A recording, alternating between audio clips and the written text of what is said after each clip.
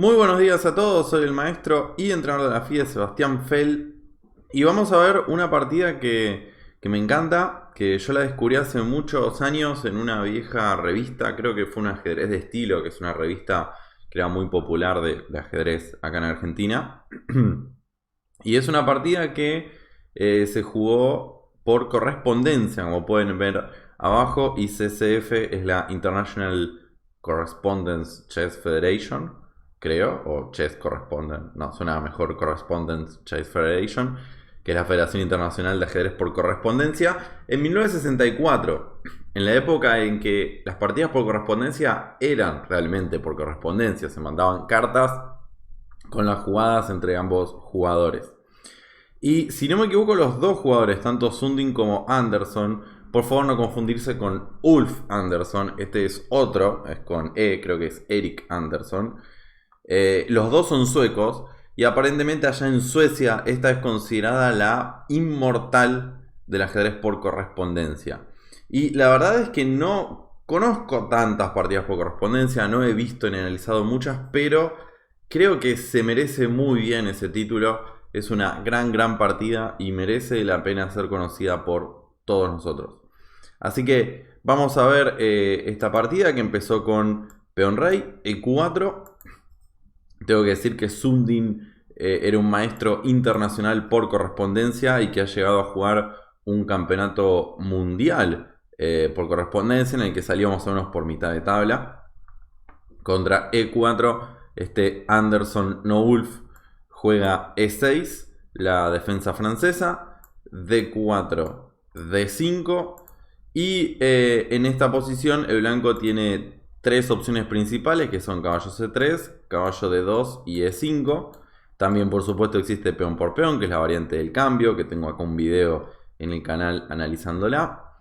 En este caso Sundin elige la jugada caballo C3, que es probablemente la variante más aguda contra la francesa. Y acá es el negro el que tiene varias opciones, siendo las dos principales caballo F6 y alfil B4, aunque también existe por ejemplo D por E4. En esta partida el Noulf juega alfil B4, que es la llamada variante Winawer. Es una variante realmente muy difícil de jugar para ambos colores, hay que conocerla muy bien y se llegan a posiciones no nada fáciles de evaluar. Obviamente, al clavar el caballo se está amenazando el peón central de E4, por eso el blanco responde con E5. Y en esta posición, la jugada principal por mucho es la jugada C5, está la gran variante principal. También existe caballo E7 que incluso a veces transpone, porque después a veces se juega C5 y transponen a lo mismo. Pero en este caso Anderson juega dama D7, que es una variante mucho más secundaria. Parece una casilla rarísima para la dama, pero lo cierto es que la idea del negro es jugar B6 y el alfil de casillas claras sacarlo por A6, cambiando el alfil teóricamente malo por el alfil bueno del blanco. Es una variante un poco retorcida tal vez, pero que es muy interesante. Tal vez su máximo exponente de estas ideas ha sido el gran Tigran Petrosyan, campeón mundial desde el 1963 hasta el 1969. Y esta partida fue en el 64, así que es muy probable que Petrosyan haya un poco popularizado esta línea en aquel periodo y por eso Anderson la quiso poner a prueba. El blanco empieza por alfil D2 para evitar que el negro doble peones en C3. Y ahora B6. Y F4. El F4 es una jugada muy típica en la francesa porque el peón de E5 es el peón que al blanco le está dando una buena ventaja de espacio. Ventaja de espacio que está situada en el centro, pero también en el flanco de rey. Entonces, generalmente cuando uno tiene ventaja de espacio, lo que tiene que tratar de hacer es ganar más espacio. Y la forma correcta de hacerlo generalmente es ubicando un peón al lado de nuestro peón más avanzado. En este caso buscando la ruptura F5. Este tipo de estrategias son muy comunes en un montón de aperturas donde el centro está bloqueado, como por ejemplo la francesa o como por ejemplo la India de rey. Entonces el negro juega caballo E7, que es un desarrollo muy lógico, controlando la casilla F5. El negro generalmente no quiere jugar alfil A6 muy rápido, quiere esperar a que el blanco mueva su alfil de casillas claras. Porque si por ejemplo ahora el blanco juega alfil D3, entonces podemos jugar alfil A6. Y si el blanco come, bueno, el blanco perdió un tiempo, porque en vez de comer en A6 directo, primero fue a D3 y después a A6. Entonces por eso es que generalmente el negro espera que el blanco mueva su alfil rey.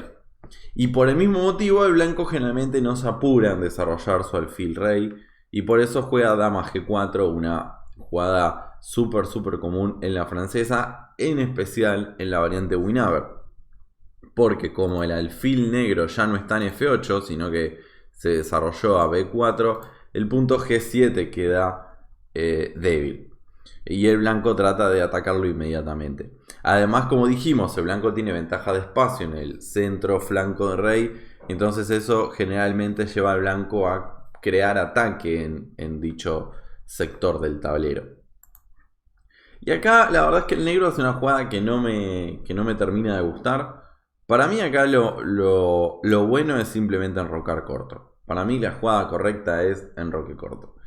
Y si alfil D3, entonces alfil A6 puede ser posible. O C5 también, una ruptura típica en la francesa. Generalmente la misma forma que el blanco quiere jugar F5 en el flanco de rey, el negro tiene que jugar C5 en el flanco de dama, ubicando un peón al lado de su peón más avanzado. Y bueno, el blanco va a jugar por el flanco de rey, el negro por el flanco de dama. Pero me parece que la posición del negro está muy bien. Así que enroque era una muy buena defensa. Caballo F5 también es una muy buena defensa del peón. No solo defiende G7, sino que también ataca al peón de D4, que no está defendido en este momento. Por lo tanto, obliga al blanco a hacer una jugada como caballo F3 para defender el peón central. Y bueno, es una posición típica de esta variante de la francesa. Si hay que hacer notar, tal vez alguno de ustedes me diga, no, pero el peón de D4 no puede comerse porque se cae el peón de G7 y queda la torre de H8 tocada. Y entonces el blanco puede jugar alfil D3 amenazando comer el caballo. Bueno, alfil D3 pierde, porque el negro tiene H5 desviando a la dama de su fuerte ubicación. Y ahora la dama ya no puede seguir amenazando el peón de G7. Esa es un poco la clave acá, porque si dama G5, alfil E7, alfil E7 y la dama blanca está perdida. Por lo tanto, contra H5 la dama se tiene que ir a algún otro lado, por ejemplo H3, y el peón central se cae y el negro está mucho mejor con un peón central de más. Entonces, contra dama G4, tanto enroque corto como caballo F5 son buenas ideas. En la partida el negro jugó G6. A mí no me gusta mucho esta jugada. Debilita las casillas negras. Y innecesariamente, digamos. O sea, está bien sobre proteger la casilla F5. Porque noten que ahora la ruptura del blanco F4, F5 va a ser mucho más difícil de hacer. Pero en la medida de lo posible me gustaría hacerlo sin necesidad de debilitarme. Las casillas como por ejemplo H6 y F6. Ahora por ejemplo la ruptura del negro F6 es un poquito más difícil de hacer también. Por eso no me parece lo ideal la jugada G6. Y ahora sí el blanco decide desarrollar. Yo hubiera jugado caballo F3 probablemente. Pero decide sacarle el alfil de casillas blancas. Solo que en vez de jugar alfil D3, juega primero alfil B5. Bueno, C6. Obviamente no tapar de caballo B, porque el caballo es necesario para jugar el cambio alfil A6. Ese es el plan del negro. Por eso el caballo negro tiene que mantenerse en B8. Por eso el negro juega C6. Y contra alfil D3, alfil A6. Ahora sí que el alfil blanco se movió. El negro cambia los alfiles. Y acá se puede ver que el alfil blanco se movió demasiado para cambiarse tan rápido. Sin embargo, tampoco es que esté tan mal la posición. Creo que es una posición más o menos pareja. Juega dama E2 el blanco. La dama en G4 ya no estaba haciendo mucho. Digamos, ya logró el propósito que era crear la debilidad en casillas negras. Entonces ahora la dama se retira y el blanco planea jugar un G4, ahora que la dama se fue, apoyando F5. El plan del blanco sigue siendo F5 y va a buscar esa ruptura. Y de paso, por supuesto, la dama en E2 amenaza el caballo de A6. Por lo tanto, el negro defiende el caballo con dama B7, torre F3, perdón, caballo F3. Y acá, bueno, acá el negro hace una jugada que no me gusta. La verdad que es una jugada que no estaría entendiendo mucho porque el negro juega torre B8. Me parece una jugada realmente súper rara. No le estaría encontrando un propósito en este momento. Porque no se va a abrir la columna B, sinceramente. Si el negro quería jugar B5, lo podría haber hecho directamente. No necesita apoyo de la torre tampoco. No sé muy bien qué hace la torre en B8. Para mí el mejor tratamiento hubiera sido comer alfil por C3. Acá el blanco puede comer del filo de peón de cualquiera de las dos. En la partida el blanco comió de peón más adelante, así que supongo que también ahora jugaría B por C3. Y acá por ejemplo C5. Y estamos en una posición estándar dentro de la variante Winawer de la francesa.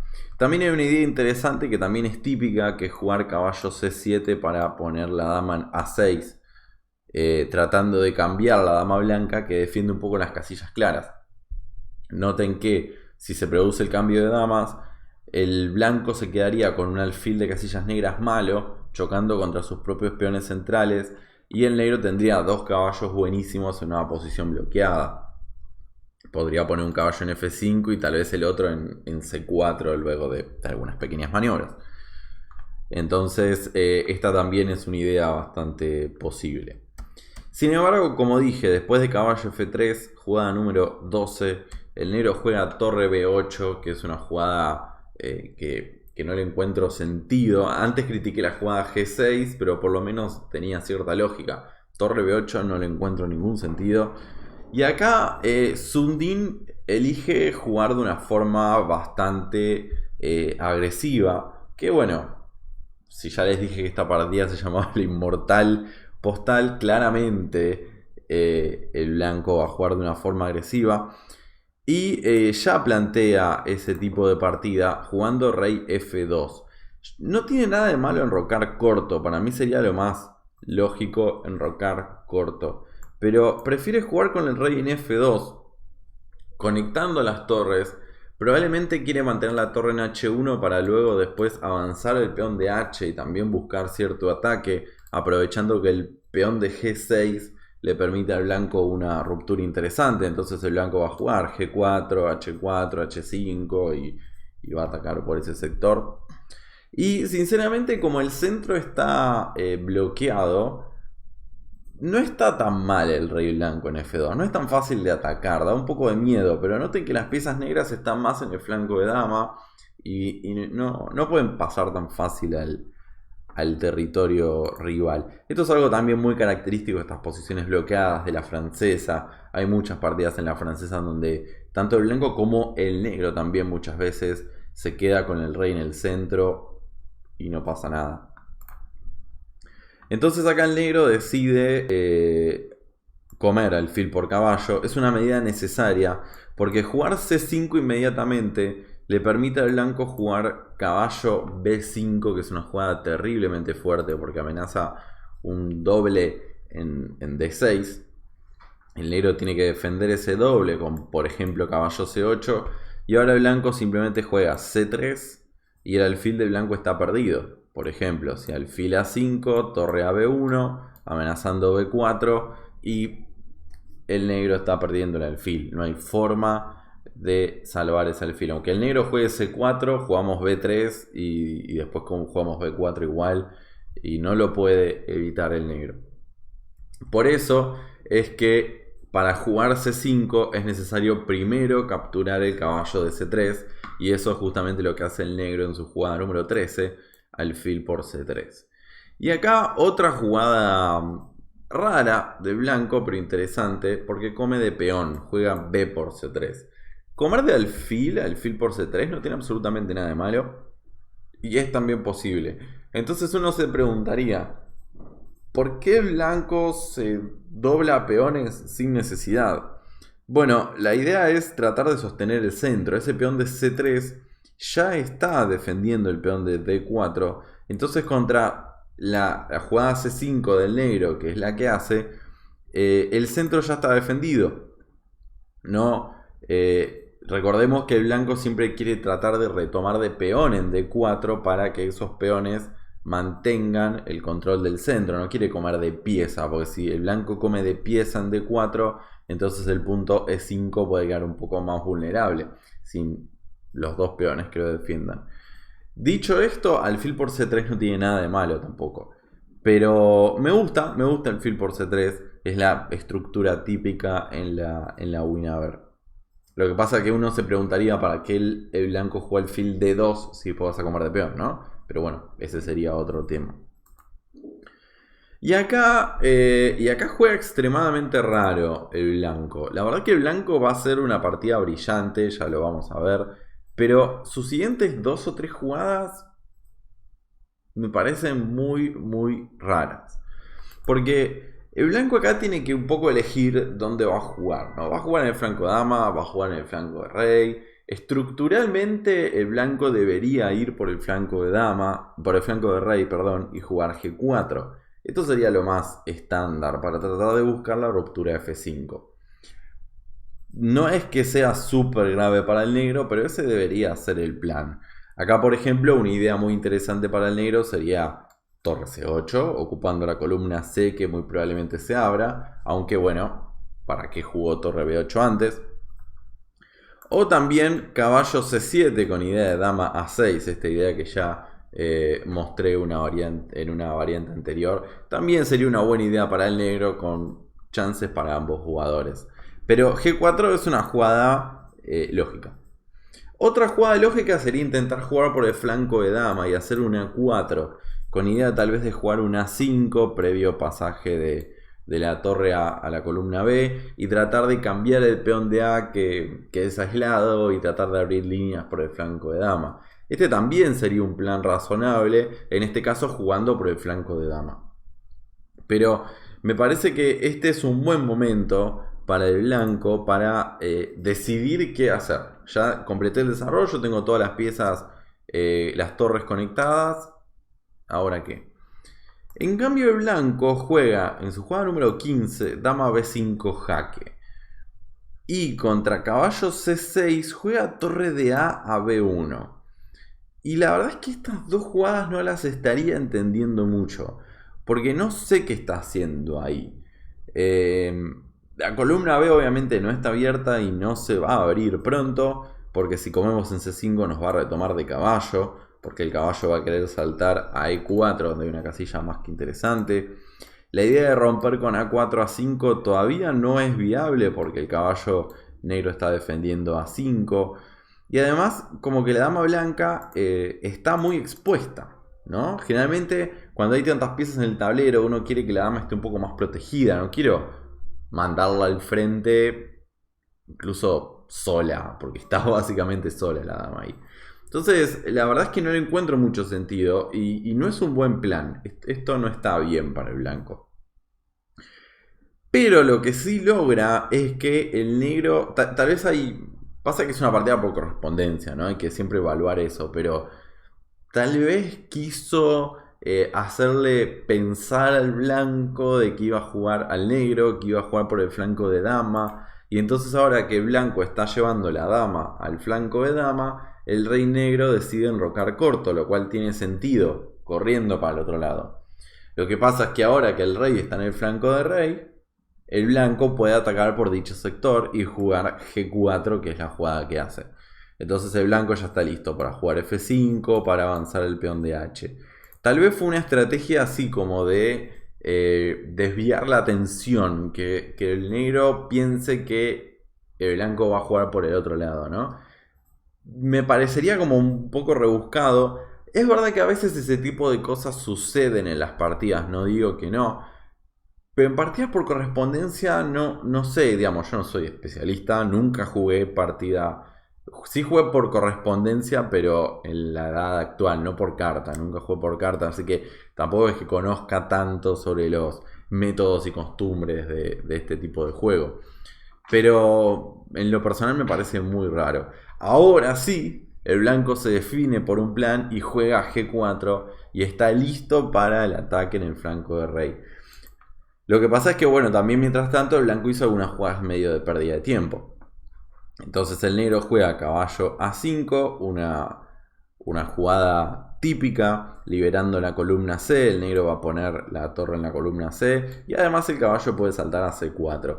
Y cuidado, una vez que el caballo negro llega a C4, la dama blanca, que se fue ahí a pasear a cualquier lado, de pronto se va a quedar con pocas casillas. No está encerrada todavía, tiene la casilla A4 y la casilla B3, pero van quedando pocas casillas. Además, el caballo en C4 va a amenazar un doble en A3 también, ¿no?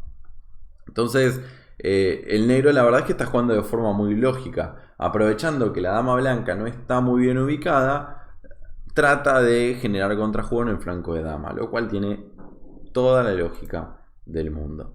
Y el blanco acá podría retroceder, podría jugar dama E2 y decir, bueno, cumplí mi cometido, el negro enrocó corto, paso la dama al flanco de rey. Es muy lógico. Pero en vez de eso, el blanco juega F5. Y acá es donde empieza la inmortal. Hasta acá fue todo un preámbulo, muy linda la apertura, Petrosian, bla bla bla. Pero la inmortal empieza acá. Con este F5, Sundin ya está planeando, no sé hasta qué punto fueron sus análisis caseros, pero ya está planeando hacer la inmortal. ¿Por qué? Porque una vez que el negro juega caballo C4, la dama blanca está fuera de tablero. Es muy difícil que esa dama pueda participar del ataque. Tiene que dar un millón de vueltas. Tendría que sacar la torre de B1 y llevarla a G.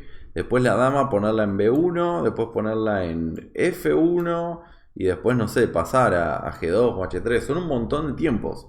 Si el blanco tiene que hacer todo eso, mientras tanto el negro ya se comió todos los peones del flanco de dama. Entonces, el plan del blanco tiene que ser otro. El plan del blanco es básicamente atacar sin dama. La verdad es que no le va a importar la dama literalmente. Y acá, por eso yo digo que yo creería que cuando Sundin juega F5 ya planeó todo. No sé si lo calculó todo hasta el final. Recuerden que era un torneo por correspondencia, entonces tenía un par de días para analizar cada posición. No sé cuántos días, no sé cuál era la reglamentación de ese torneo, pero sí habían días. También, recuerdo por las dudas, 1964, no había computadoras, había que analizarlo todo a mano, moviendo las piecitas, pero todo a mano. Y el blanco acá juega F6, que es otra jugada difícil, pero que ya está pensando en lo que se viene. ¿Por qué digo difícil? Por un lado F6 es lo que Morgado llamaría, Morgado, gran maestro por correspondencia argentino, subcampeón mundial, él a esto lo llamaría un peón real. Es un peón que está real, no de verdadero, sino de realeza, de rey. Es un peón que está muy cerca del rey rival, que controla casillas de próximas al rey rival. Entonces con el peón ahí claramente hay imágenes de mate dando vueltas. Ahora, por un lado está bien, el peón es una pieza atacante. Pero por el otro, cuando uno está atacando, necesita abrir líneas. Y F6 es una jugada que cierra, no que abre. Por eso, si uno hace F6, ya tiene que saber muy bien cómo continuar. Una continuación mucho más lógica sería jugar, o más directa tal vez, sería jugar alfil H6 en vez de F6 tocando la torre negra. Y si la torre se va a C8, por ejemplo, entonces ahí abrir la columna F y jugar F por E6 y contra F por E6 jugar torre de B a F1. Y después sacar el rey, tal vez sacar el rey a G3, jugar caballo G5 y utilizar la columna F que se acaba de abrir. Esto la verdad es que está muy muy bien. Yo creo que acá el blanco tiene un ataque muy fuerte. Pero ni de cerca tan fuerte como va a suceder en la partida. Por eso mis aplausos para Sundin por jugar F6. Una jugada que incluso los motores actuales, si los dejan poco tiempo analizar, les van a decir que F6 es mala y les va a criticar esa jugada porque la continuación lleva tantas jugadas que el motor no llega a calcular todo. Por lo menos si lo dejan unos pocos segundos, ¿no? Si dejan la computadora una hora, tal vez ahí sí lo encuentre. Entonces, contra F6, obviamente el negro acá puede jugar caballo A3 ganando calidad. Ganando calidad porque en realidad caballo A3 pierde. Porque ahora la dama pasa al ataque. Dama D3 y a caballo por B1, dama E3. Y ya la dama se quiere meter en H6 y G7. Esto es mate. Mate forzado. Mate inevitable. La única forma de defender G7 sería jugar rey H8 y a dama H6 jugar torre G8. Ahí se estaría evitando el mate en G7, pero después de caballo G5 es el mate en H7 el que ahora no se puede evitar y es mate a la siguiente jugada. Entonces, esa es una variante que no es tan difícil, seguramente la vio Sundin y bueno, y Anderson también. Entonces contra F6 el doble caballo en A3 no se puede hacer. Por eso el negro juega caballo C7, que es una jugada también muy razonable. Hay algunos análisis más que hice de la partida que no los voy a estar mostrando todos acá. Todos los patrons, todos los patrons que estén en Patreon van a tener el PGN con los análisis completos. Contra caballo C7, bueno, la dama está amenazada, entonces la dama se retira, dama B3. Y en esta posición el negro comete el error decisivo. La posición del negro no es muy buena, sinceramente. Me parece que el negro está peor, pero todavía no está perdido. Y la forma de defenderse en esta posición es, primero y fundamental, eliminar el alfil de casillas negras. ¿Por qué? Porque ahora ese alfil tiene acceso a muchas casillas negras débiles del enroque negro. La casilla H6, la casilla G7. Entonces antes de que el alfil blanco se meta por ahí, es buena idea capturarlo. Caballo por D2 para mí es única. Y contra caballo por D2, por ejemplo, torre FC8. La clave defensiva del negro es que contra un H4 intentando abrir la columna H, acá el negro tiene que jugar bien. Hay una jugada que es temática, ese es un patrón defensivo muy conocido, que es la jugada H6. Poniendo los dos peones en hilera, uno al lado del otro, el negro está preparado para, ante cualquier avance del blanco, avanzar el otro peón y cerrar. O sea, si el blanco juega H5, el negro juega G5 y cerramos el flanco. Y si el blanco juega G5, el negro juega H5 y cerramos el flanco de vuelta. Entonces acá no es tan fácil atacar. De todas formas hay ataque. Por ejemplo, después de H5, G5, el blanco puede buscar un caballo F3 y un caballo por G5 para abrir toda la posición. Pero bueno, eso también requiere que la dama blanca se acerque tal vez a C1. Requiere un par de vueltas más. Entonces, aunque para mí el blanco sigue estando mejor, la verdad es que todavía no está 100% perdido el negro acá. Pero esta es, creo yo, la última idea defensiva que tiene el negro. Porque en vez de esto, contra dama B3, el negro juega dama C6. Y es una jugada extremadamente lenta. El blanco está atacando el flanco de rey. El negro debería jugar de forma más agresiva en el flanco de dama. La idea tiene dos ideas, ¿no? Por un lado, el peón de B negro estaba clavado, entonces tal vez el blanco estaba amenazando comer en C5. Aunque de todas formas yo no sé si comería en C5, más allá de que ganase un peón.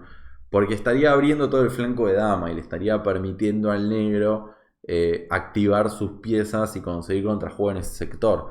Si nosotros de blancas queremos atacar en el flanco de rey, entonces en el flanco de dama no toquemos nada, concentrémonos en el flanco de rey. Entonces esa amenaza para mí no existía.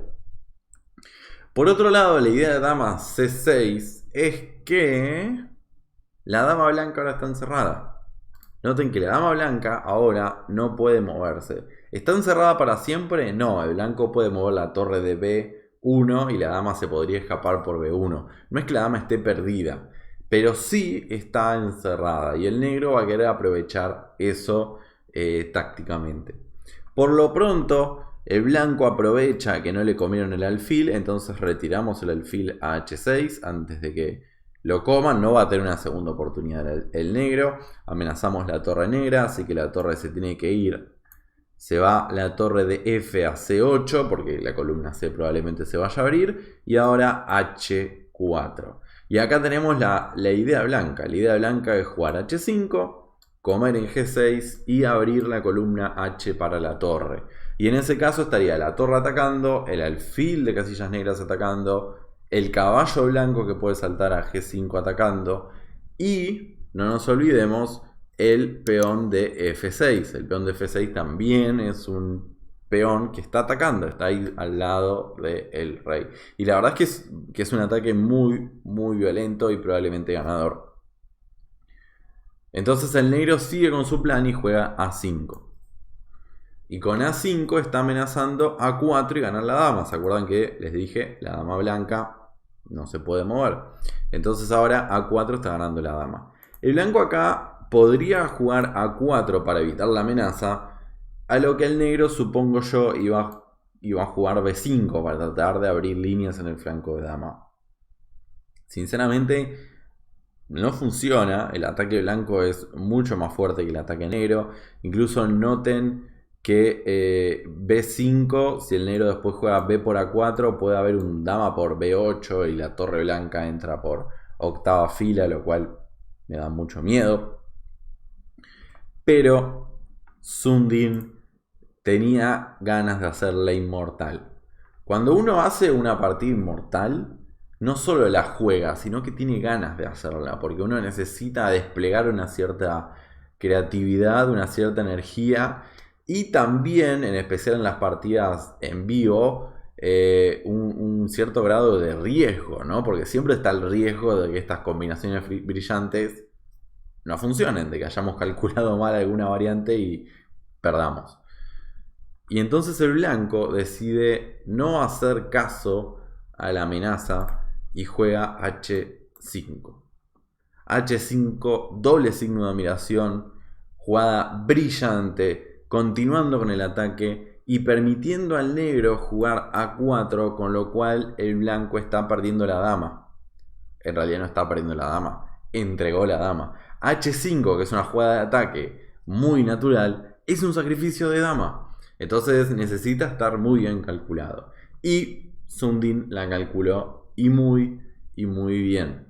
Vamos a ver cómo es que gana el blanco. Así fue la partida. El negro jugó A4. Tiene que hacer A4 porque si no hace A4 el blanco está atacando solo. El blanco juega H por G6. Este es el primer momento en el que el negro puede comer la dama, pero que no puede. Puede, pero no puede. Si A por B3, viene H por G7, G por H7, jaque. Si rey H8, alfil G7 es mate. Entonces tiene que jugar rey por H7 y ahora simplemente alfil G7 y mate a la siguiente. Si rey G8, torre H8 es mate. Y si rey G6, torre H6 es otro bonito mate. Es mate forzado. Entonces, esa es la parte fácil de la combinación. Contra H por G6, el negro no puede comerse la dama. Entonces tiene que comer el peón de G6.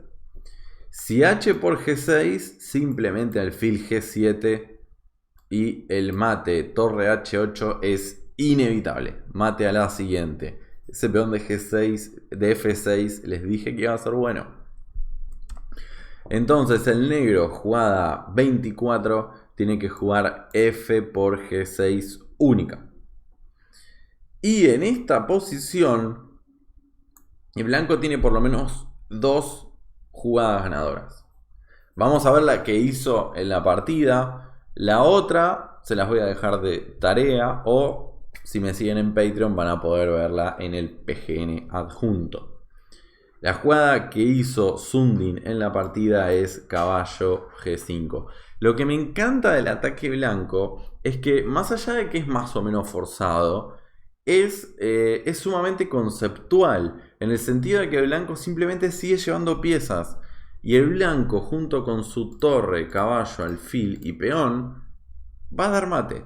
Solamente que seguir llevando piezas. ¿Me comen la dama? Bueno, que me la coman. La dama blanca no estaba ayudando en el ataque, no era una pieza fundamental. Entonces, podemos dejar que la dama la coman. La otra jugada ganadora es alfil G7. Les dejo, como dije, de tarea para que ustedes analicen cómo es que gana esta jugada. Es parecida pero distinta a la partida, así que la pueden analizar ustedes. Pero en la partida, jugada 25, Sundin juega caballo G5 presionando sobre H7. Una verdadera jugada impresionante, porque como no es un jaque, como no es una captura, es simplemente una amenaza, tampoco parece tan grave. El negro acá tiene un montón de jugadas, tiene un montón de jugadas posibles. Esa yo creo que es la belleza de la combinación. Porque a veces, si damos mate en 10 jugadas, pero hacemos jaque, jaque, jaque, mate, bueno, es fácil, calculás todos los jaques hasta que das mate. Pero acá el negro tiene un millón de opciones, tiene muchísimas jugadas legales. Y es muy fácil que alguna defienda y nos refute toda la combinación. Lamentablemente para el negro eso no pasa acá. Por ejemplo, vamos a ver algunas de las variantes que analicé, no los quiero apabullar estando medio analizando solo esta posición, pero tranquilamente se podría. Por ejemplo, la jugada torre F8 es una idea interesante para evitar F7. Sí, F7 torre por, ¿no? Entonces el blanco se come la torre, alfil por F8. Y ahora sí, A por B3, comiendo la dama. Torre por H7. Llevando más piezas al ataque. Obviamente rey por F8 no se puede por torre H8 que es mate. Torre por F8 no se puede por torre por G7 jaque. Y después torre H1 mate. Así que esa tampoco sirve. Y si juega, por ejemplo, B por C2 amenazándonos nuestra torre y coronar. Bueno, no pasa nada. Alfil G7, hermosa jugada, amenazando torre H8 mate, pero también amenazando F7 mate, que me parece más lindo todavía ese mate. Inevitable, mate a la siguiente jugada. Entonces, contra caballo G5, torre F8 no sirve. La captura de la dama es la partida, así que la vamos a ver en un momento. Hay una variante muy linda que es dama E8. Dama E8 creo que es la mejor defensa, porque incluso si la partida la analizan con el motor durante algunos segundos piensa que dama E8 defiende y que el negro iguala con esta jugada, que refuta toda la combinación. Lo cual sería muy triste que la combinación no resultara. Por suerte para nosotros el blanco igual está ganado, pero el blanco acá tiene que hacer 3 jugadas consecutivas increíblemente difíciles. ¿Cuál es la idea de dama E8? Bueno, tiene dos ideas. Por un lado evitar F7. Si F7, dama por peón. Total, la dama blanca está tocada también, así que no es un sacrificio de dama.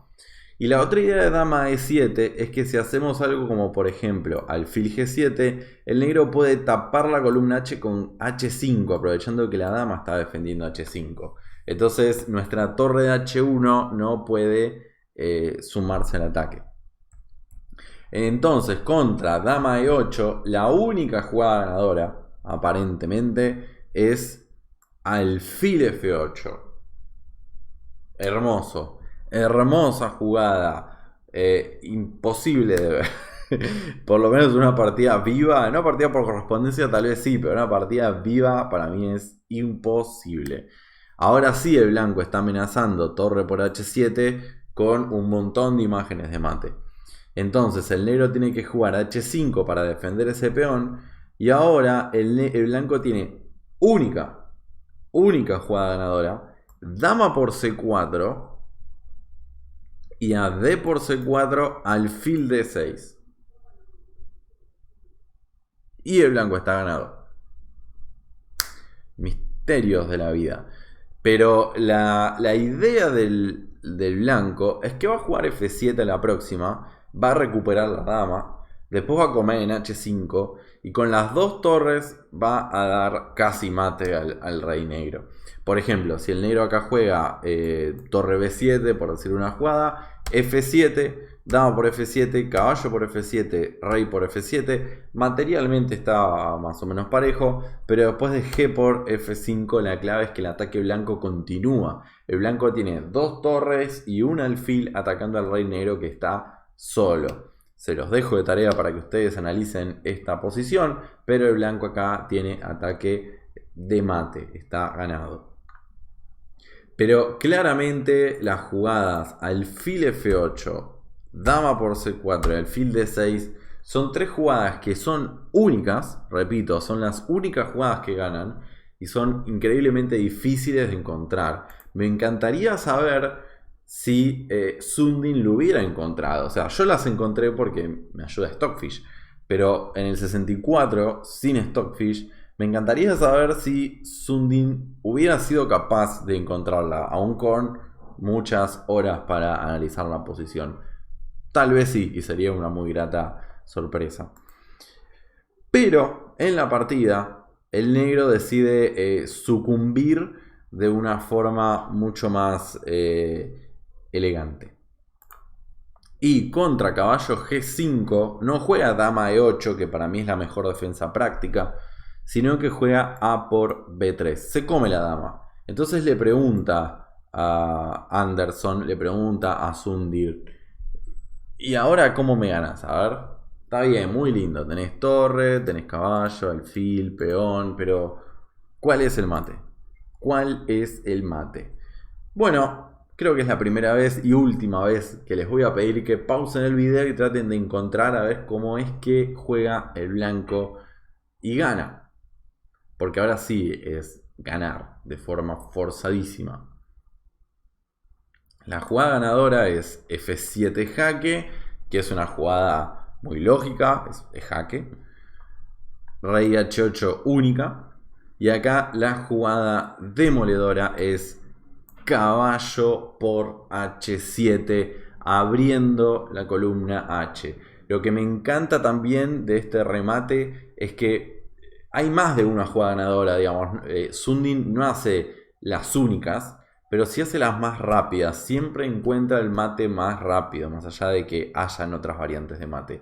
Y caballo por H7 es la más rápida. Acá hay mate forzado.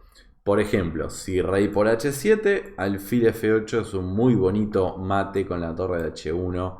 Que noten qué bueno que el blanco no enrocó, ¿no? Cuando el blanco jugó rey F1, rey F2, manteniendo la torre en H1. Bueno, al final le terminó redituando. Entonces el caballo de H7 no puede comerse. Son todas mates. Básicamente el blanco está amenazando caballo F6 seguido de alfil F8 mate. Está amenazando un mate en dos jugadas que es inevitable.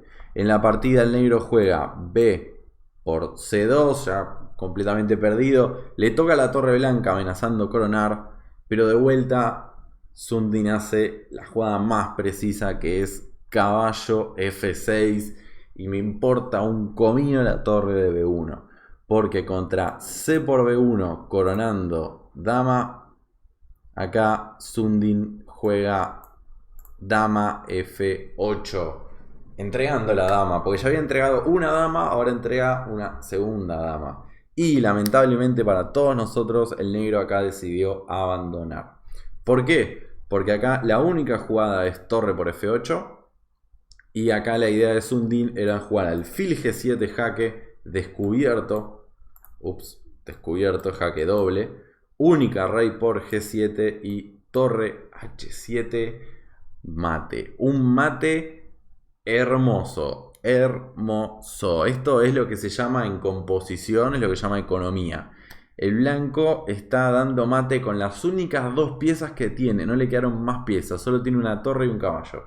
Y el negro tiene dos damas, 2 torres, 2 caballos, tiene una ventaja material exorbitante, pero el blanco está dando mate. Una posición final hermosa. Es hermoso como el blanco entrega a la dama, después entrega a la torre, se deja coronar, todo sea por el ataque. Es muy interesante cómo consigue un ataque completamente ganador el blanco con solo unas pocas piezas, con solo un caballo, un alfil, torre y peón, sin la dama, con una torre sola, con solo 2 piezas menores. Consiguió un ataque de mate demoledor. Mi única queja para la combinación final, que desde que Blanco jugó F5, el Blanco jugó, pero perfecto. Solo hay una jugada que le puedo criticar, y fue la última. Porque cuando el negro jugó C por B1, acá el blanco jugó F8 dama ganando. Pero hubiera sido mucho mejor que hubiese jugado F8 y coronar alfil. Yo creo que esto hubiera sido exactamente igual, porque si el negro juega torre por F8 es el mismo mate, pero muchísimo más linda, porque ¿qué hay más lindo que coronar un alfil del mismo color que ya teníamos encima? O sea, ya teníamos un alfil de casillas negras, pero es mate la siguiente. No puede evitar el blanco el descubierto de alfil. En realidad el negro tiene que jugar torre por F8 y después de alfil G7 es el mismo mate que acabamos de ver, ¿no? No sé si el negro juega dama C2, alfil D2 es mate. Por eso, esa es mi única queja, pero queja artística solamente, solo porque me gusta molestar. La verdad es que es una partida brillante. Me acuerdo cuando la vi en una revista, como ya dije, hace mucho tiempo. Se la pasé a una página que a mí me gustaba mucho en aquel entonces, que se llama Ajedrez de Ataque. Es una página que sigue viva, de un jugador español que no lo conozco, pero es una página que les recomiendo porque tiene colecciones de partidas muy muy lindas. Y cuando vi esta partida yo se la pasé y le mandé un mail y le dije: publica esta partida porque es buenísima, y todavía la pueden encontrar ahí publicada en su página. La verdad es que, como digo, esta partida no sé si mundialmente se conoce como la Inmortal Portal, pero sí por lo menos en Suecia, donde son estos dos jugadores, y tan famosa es esta partida allá, que incluso se hizo una estampilla con la posición final del mate. Eso es lo que decía la revista Ajedrez de Estilo. Para este video me puse a investigar a ver si encontraba la estampilla, y creo que la encontré. No estoy seguro porque no está la posición de todo el tablero, pero lo que sí encontré es esta estampilla. Y puede que sea esta, ¿no? Porque es exactamente el mismo mate, solo que está desde el punto de vista de las negras y solo hay un cuarto del tablero, ¿no? No tenemos el tablero completo como para corroborar que sea esta. Pero según Ajedrez de Estilo, hay una estampilla en Suecia con este mate. Y bueno, vamos a suponer que es esta. Así que ahí se las dejo como última obra de arte. Espero que les haya gustado el video. Recuerden compartir con todos sus amigos, ponerle like, escribir cualquier duda que tengan. Estamos inaugurando esta semana el canal de Twitch de Estudiando Ajedrez. Tengo ya 2 transmisiones hechas y vamos a hacer 2 más, el viernes y el sábado a las 3 de la tarde, así que los espero a todos en Twitch. Síganme por allá también. Y si les gustó esta partida y tienen ganas de calcular combinaciones así de espectaculares, bueno, en la academia Estudiando Ajedrez justamente ahora estamos trabajando sobre el cálculo y estamos viendo un montón de ideas, de trucos para poder mejorar nuestro cálculo. Así que si quieren calcular, bueno, no sé si tan bien como esto, pero mucho mejor, les recomiendo buscar estudiandoajedrez.com, y ahí en la academia van a poder encontrar las clases pasadas también que ya hemos visto sobre el tema de cálculo y táctica, y las futuras que haremos esta semana y todas las que vengan. Así que los espero también en la academia. Y nada más. Los espero en la academia, los espero en Twitch, y no se olviden de compartir con todo el mundo. Nos estamos viendo. Adiós.